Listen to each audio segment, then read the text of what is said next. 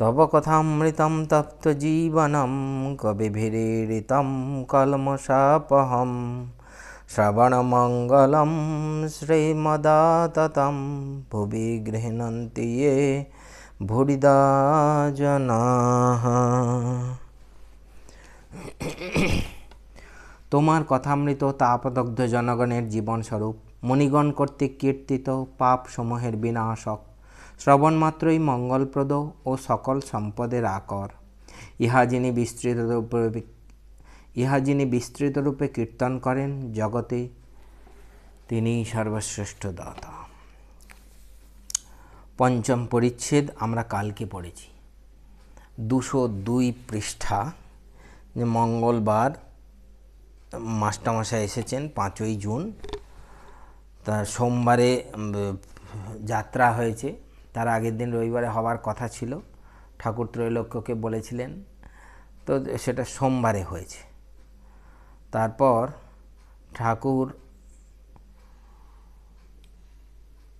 ঠাকুর মাস্টারের সঙ্গে কথা বলছেন।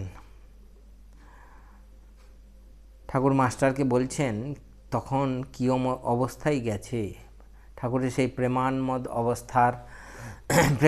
অবস্থার করছেন, সেই চিত্রটা, তখনকার দিনের চিত্রটা, ঠাকুর যখন প্রেমোন্মাদ ছিলেন তখন যেরকম অবস্থা ছিল সেটা যেন মাস্টারের কাছে তুলে ধরছেন।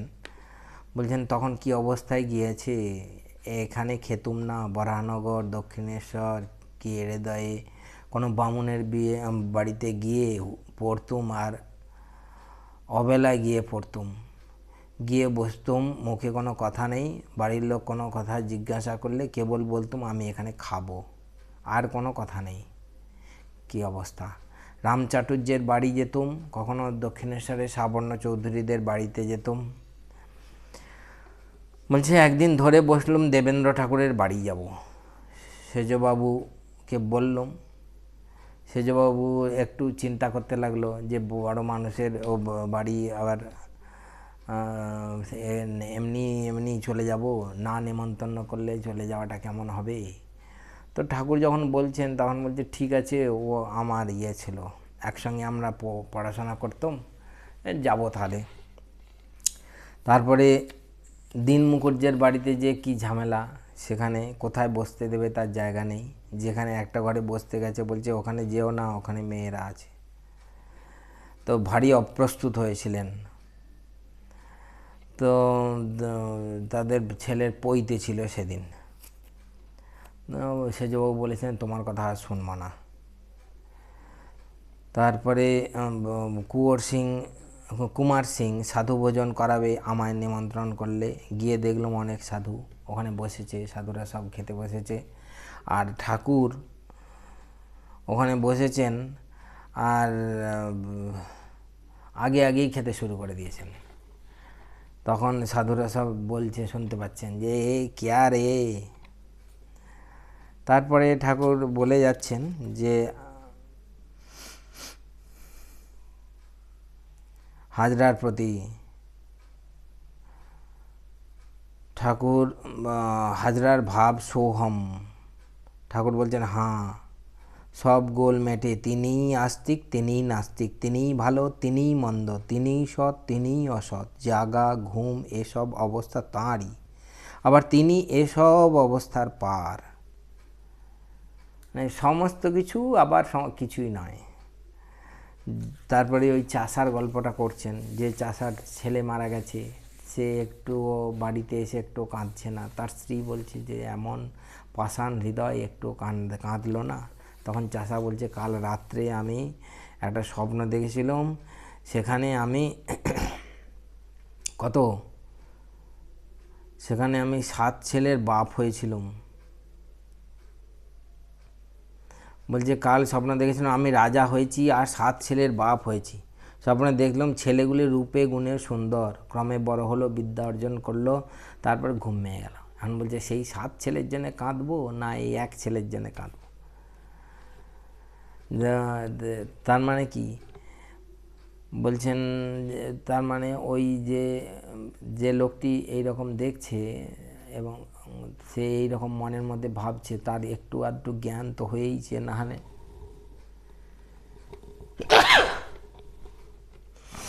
একটু জ্ঞান হয়েছে, তো বলছেন ঈশ্বর কর্তা, তাঁর ইচ্ছাতেই সব হচ্ছে।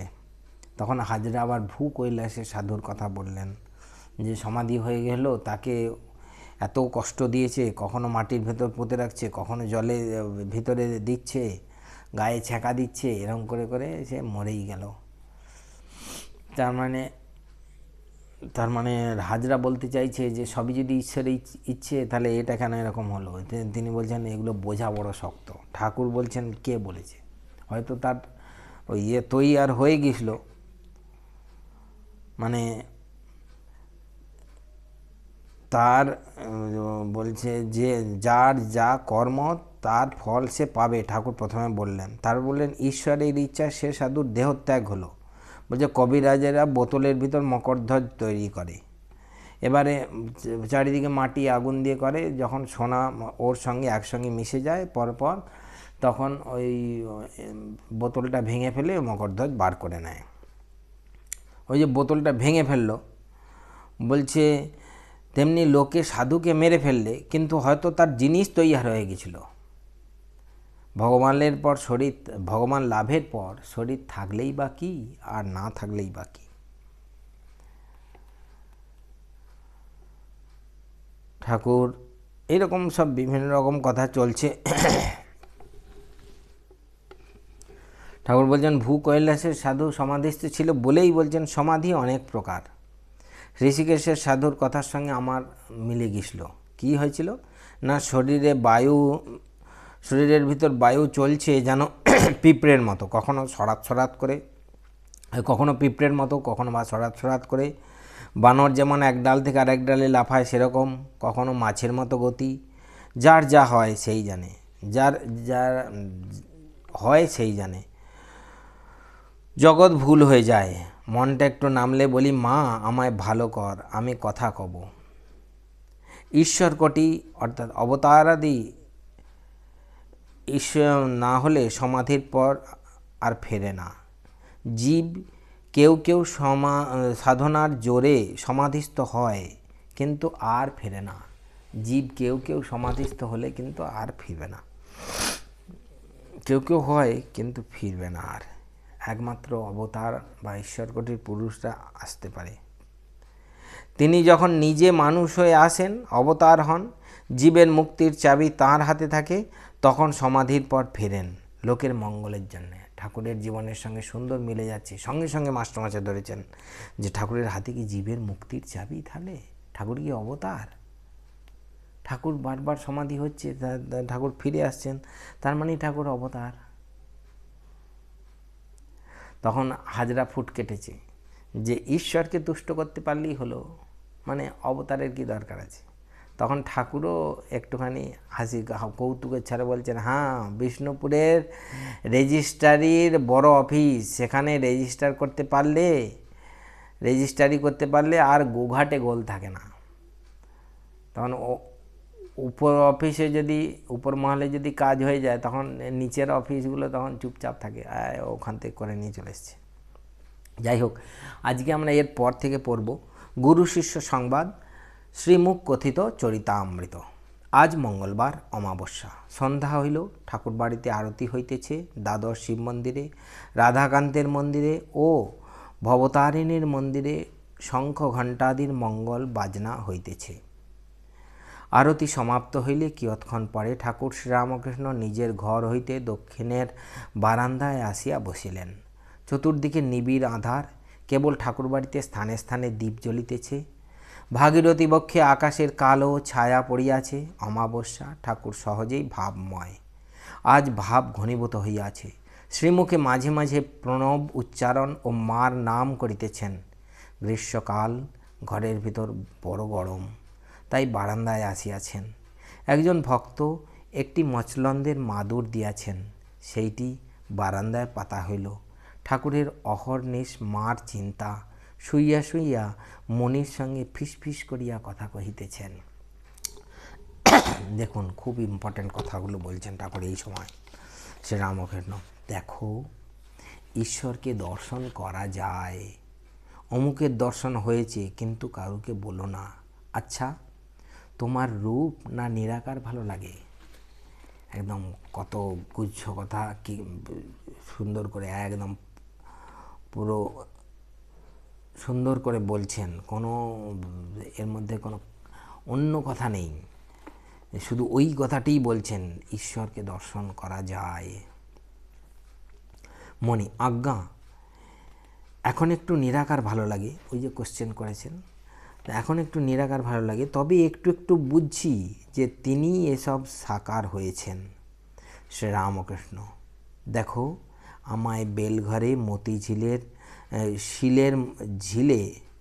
মতিশিলের ঝিলে গাড়ি করে নিয়ে যাবে, সেখানে মুড়ি ফেলে দাও, মাছ এসে সব মুড়ি খাবে। আহা, মাছগুলি ক্রীড়া করে বেড়াচ্ছে, দেখলে খুব আনন্দ হয়, তোমার উদ্দীপন হবে, যেন সচ্চিদানন্দ সাগরে আত্মারূপ মীন ক্রীড়া করছে। তেমনি খুব বড় মাঠে দাঁড়ালে ঈশ্বরীয় ভাব হয়, যেন হাঁড়ির মাছ পুকুরে এসেছে। তাকে দর্শন করতে হলে সাধনের দরকার। আমাকে কঠোর সাধন করতে হয়েছে। বেলতলায় কত রকম সাধন করেছি, গাছতলায় পড়ে থাকতুম, মা দেখা দাও বলে চক্ষের জলে গা ভেসে যেত। মণি বলছেন, আপনি কত সাধন করেছেন, আর লোকের কি এক্ষণে হয়ে যাবে? বাড়ির চারিদিকে আঙুল ঘুরিয়ে দিলেই কি দেওয়াল হয়? কত সুন্দর কথা বলেছেন।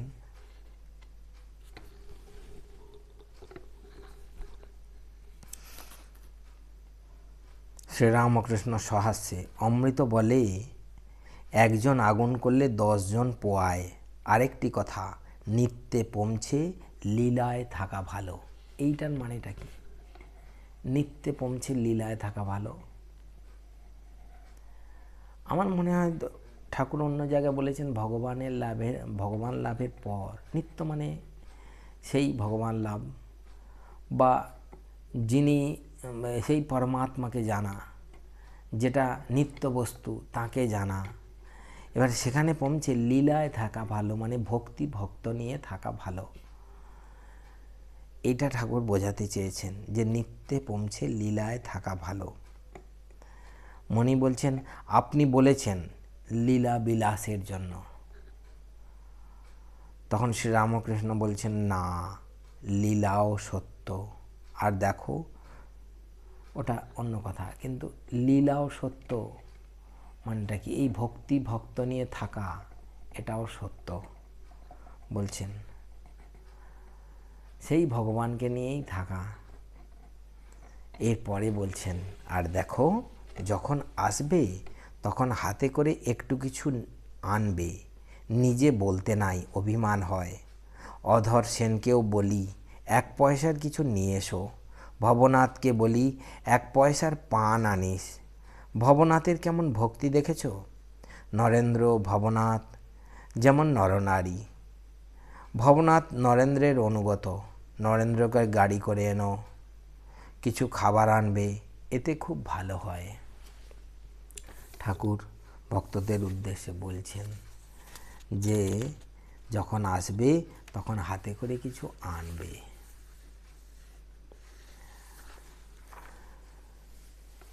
আমি একজন পুরনো মহারাজকে দেখেছিলাম, তার কাছে যদি কেউ কিছু নিয়ে যেত হাতে করে, তিনি খুব আনন্দ। তার কোনো ওই রকম নিয়ে ছিল না যে দামি জিনিস কিছু নিয়ে যেতে হবে।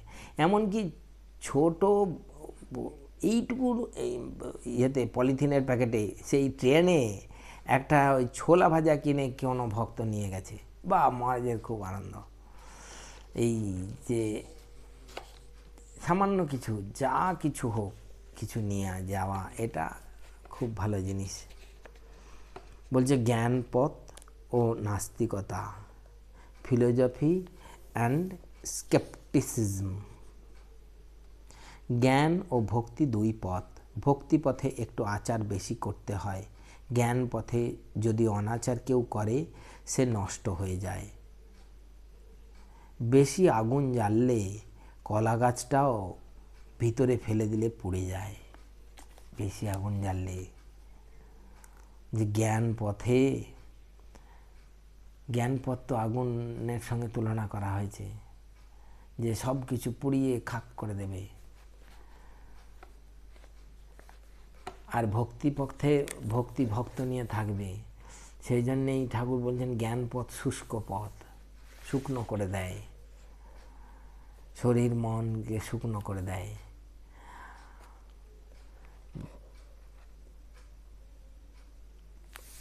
বলছে জ্ঞানীর পথ বিচার পথ। বিচার করতে করতে নাস্তিক ভাব হয়তো কখনো কখনো এসে পড়ে। ভক্তের আন্তরিক তাকে জানবার ইচ্ছা থাকলে নাস্তিক ভাব এলেও সে ঈশ্বর চিন্তা ছেড়ে দেয় না। যার বাপ পিতামহ চাষাগিরি করে এসেছে, হাজার সুখা বৎসরে ফসল না হলেও সে চাষ করে। যেটা ঠাকুর বলেছেন খানদানি চাষা হাজার সুখা হলেও ঠিক চাষ করবে। ঠাকুর তাকিয়ার উপর মস্তক রাখিয়া শুইয়া কথা কহিতেছেন। মাঝে মণিকে বলিতেছেন, আমার পাটা একটু কামড়াচ্ছে, একটু হাত বুলিয়ে দাও তো গা। তিনি অহেতুক কৃপা সিন্ধু। গুরুদেবের শ্রীপাদপদ্ম সেবা করিতে করিতে শ্রীমুখ হইতে বেদধ্বনি শুনিতেছিলেন।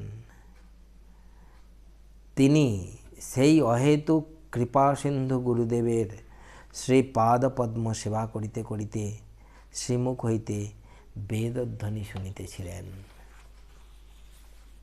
আজ এই পর্যন্ত। আজকে অনেক দেরি হয়ে গেল, খুব ব্যস্ত ছিলাম। ওম নিরঞ্জনং নিত্যমনন্তরূপং ভক্তানুকম্পাধৃতবিগ্রহং বৈ ঈশাবতারং পরমেশমিড্যং तं রামকৃষ্ণং শিরসা নমামः।